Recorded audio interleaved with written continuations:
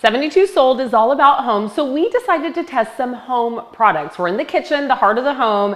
We love bacon in the kitchen, but it's a mess. So we decided to test out these microwave bacon cookers. Now, we already tried this one on Instagram, but today we are going to test this, which is the Piggy, and also this one, which is the Bacon Wizard.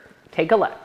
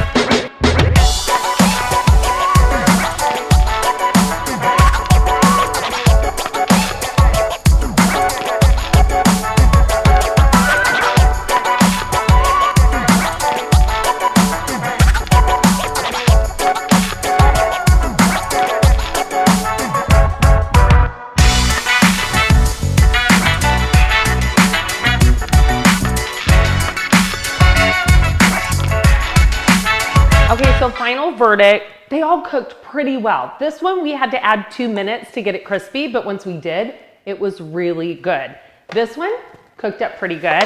Easy to clean, easy to clean. Actually, they all are easy to clean.